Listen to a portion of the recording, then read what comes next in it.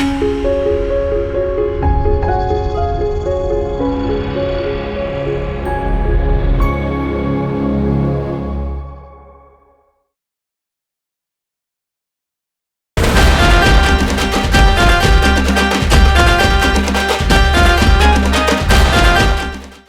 మాతరం. నేను మీ journalist Navata. Welcome to our voice. Telangana ప్రజలందరికీ సమ్మక్క సారలమ్మ జాతర శుభాకాంక్షలు. తెలంగాణలో జరిగే అతిపెద్ద గిరిజన పండుగ, తెలంగాణ రాష్ట్ర పండుగ సమ్మక్క జాతర. దీన్నే తెలంగాణ కుంభమేళా అని కూడా అంటాం. వనవాసీల దేవతలైన సమ్మక్క సారక్కలు నిరంకుశ కాకతీయులతో పోరాడి తమ ప్రాణాలను బలిచ్చారన్న పురాణ గాథ ఒకటి విస్తృతంగా ప్రచారంలో ఉంది. ఈ జాతర కారణాలను కమ్యూనిస్టులు వక్రీకరించి ఇలా అసత్య ప్రచారం చేస్తున్నారు. ప్రజలంతా దీన్నే నిజమనుకుంటున్నారు కూడా.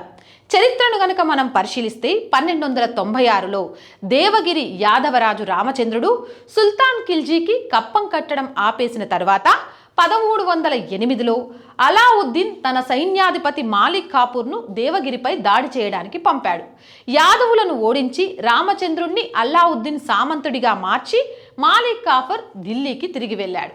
ఢిల్లీ సుల్తానేట్ దళాలు మళ్లీ దక్కన్ను ఆక్రమించే అవకాశం ఉందని ప్రతాపరుద్రుడు నిశ్చయానికి వచ్చి ఓరుగల్లు కాకతీయ సామ్రాజ్యం యొక్క రక్షణా వ్యవస్థను పునర్వ్యవస్థీకరించాడు. అతను 9 లక్షల మంది విలుకాళ్ళు, ఇందులో 25,000 విలుకాళ్ళు కలిగిన దళానికి పగిడిద్దరాజు మరికొందరు విల్లుకాన్లు నాయకత్వం వహించారు. 20,000 గుర్రాలు, 100 ఏనుగుల సైన్యాన్ని సమకూర్చాడన్నది చరిత్ర. ఇలా విజయం సాధించిన తర్వాత విజయానికి కారకులైన తన సామంత రాజులు, గ్రామీణులు శిస్తు కట్టలేదని వారి ఊర్లను తగలబెట్టడం భారతీయ రాజులు చేసేవారా? ఒక్క నిమిషం ఆలోచించండి. స్థానిక సమ్మక్క, పగిడిద్దరాజు మరియు కాకతీయ ప్రతాపరుద్రుల మధ్యన జరిగి ఉంటుందా? ఒక్కసారి ఆలోచించండి. చక్రవర్తి తన రాజ్యంలోని ఇండ్లను, ఆలయాలను విధ్వంసం చేస్తారా? ఎప్పుడైనా విన్నారా? ఆడకూతుళ్లను హత్య చేసే సంస్కృతి అసలు ఉందా?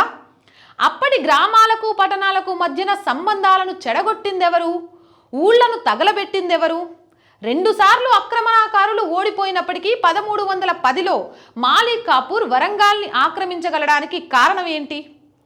ఈ అంశం ఆధారంగా మనం అర్థం చేసుకోవాల్సింది ఇది ముస్లింల దండయాత్రల సమయంలో జరిగిన పోరాటం. అయితే దీనికి సంబంధించిన నిజానిజాలు తెలుసుకోవడానికి సమగ్ర పరిశోధన అవసరమని మేడారంలోని సమ్మక్క సారక్క ఆలయ అర్చకుల బృందం, సంస్కృతి వారసత్వ పరిశోధన బృందం టార్చ్ అనే స్వచ్ఛంద సంస్థ భావిస్తున్నాయి. ఇవన్నిటినీ పక్కన పెడితే సమ్మక్క కాకతీయుల కాలం నాటి వీరనారి కాదని, క్రీస్తు పూర్వం 9030కి చెందిన శక్తి స్వరూపిణి అనే అంశం కూడా నేడు వెలుగులోకి వచ్చింది. అప్పటి తాళపత్ర గ్రంథాలలో ఆదివాసీల గొట్లు, గోత్రాలు, సాంప్రదాయాలతో పాటు సమ్మక్క చరిత్ర, ఆమె కుటుంబ వివరాలున్నాయని, కాకతీయులపై యుద్ధం అనేది కేవలం ప్రచారమే అని పరిశోధకులు చెబుతున్నారు. అఖండ భారతదేశంలోని 18 దిక్కుల్లో 101 రాజ్యాలను సమ్మక్క ఏలిందని వారు అంటున్నారు. Sammakka Saralamma archaeology research institute సంస్థకు చెందిన 30 మంది దాదాపు 15 సంవత్సరాలుగా సమ్మక్క సారక్క చరిత్రపై అధ్యయనం చేస్తున్నారు. ఈ అధ్యయనాలలో వారి వంశవృక్షం సహా అనేక విషయాల్ని వీరి పరిశోధనల్లో కనుగొన్నారు. వీరవనితగా మనం భావిస్తున్న సమ్మక్క వనవాసి మూలవాసుల్లో ఒకరు. అందుకే ఆమెను శక్తి స్వరూపంగా భావిస్తున్నారని పరిశోధకులు చెబుతున్నారు.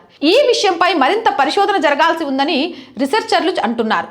కాకతీయ సామ్రాజ్య పతనం తర్వాత ప్రతాపరుద్రుని కుటుంబ సభ్యులు కొందరు గోదావరి తీరం గుండా సాహస ప్రయాణం చేసి దండకారణ్యానికి చేరుకున్నారు. కాకతీయ వారసుడైన అన్నమదేవ్ జగదల్పూర్ కేంద్రంగా కొత్త సామ్రాజ్యాన్ని స్థాపించాడు. మరోవైపు శక్తిపీఠంగా ప్రసిద్ధి చెందిన దంతేశ్వరి మాత అక్కడి కాకతీయ వంశస్థులకు ఆరాధ్య దైవం. ఇదిలా ఉంటే అసలు సమ్మక్క జన్మస్థలం బస్తర్ మాత్రమే అన్న వాదనలు కూడా ఉన్నాయి. దండకారణ్యంలో సమ్మక్కను సాధువాలిగా పూజిస్తారు. పరిశోధకుల ప్రకారం ఇప్పటి వరకు కాకతీయులకు సమ్మక్కకు యుద్ధం జరిగిందనేది కేవలం కల్పితమేనని రుజువైంది. ఇప్పటికైనా వనవీర వనితలైన సమ్మక్క సారలమ్మలపై సమగ్ర అధ్యయనం జరగాలి అని చాలా మంది ఆశిస్తున్నారు. నిజానిజాలు ఏంటో వెలుగులోకి రావాలి. ఇంకో ఇంట్రెస్టింగ్ విషయం తెలుసా? ఈ మధ్య కాలంలోనే సమ్మక్క సారక్కలకు సంబంధించిన కొందరు వాళ్ళ వంశస్థులు ఎవరైతే ఉంటారో ఈ సమ్మక్క సారలమ్మ జాతరలకు సంబంధించి కాకతీయుల వారు సారె పంపించేవారు అని చెప్తుంటారు. అంటే కాకతీయ రాజుల నుంచి, కాకతీయ వంశస్థుల నుంచి సారె వస్తుందట. ఎవరైనా సరే చంపేసి సారెని పంపిస్తారా? అసలు మన సంస్కృతిలో, మన రాజవంశంలో ఎవరైనా సరే ఆడవాళ్ళను చంపిన సంస్కృతిని చూసారా? ఇదంతా ఇదంతా కూడా అడవి బిడ్డలను హైందవ ధర్మానికి దూరం చేయడానికి చేస్తున్న కుట్ర. ఇది బ్రిటిషర్లకు మించిన కుట్ర. కాబట్టి అర్థం చేసుకోండి. వనంలో ఉన్న, గ్రామంలో ఉన్న, పట్టణంలో ఉన్న, ప్రాంతంలో ఉన్న మనమంతా హిందువులం. వీర వనితలను మనం ఖచ్చితంగా స్మరించుకుందాం.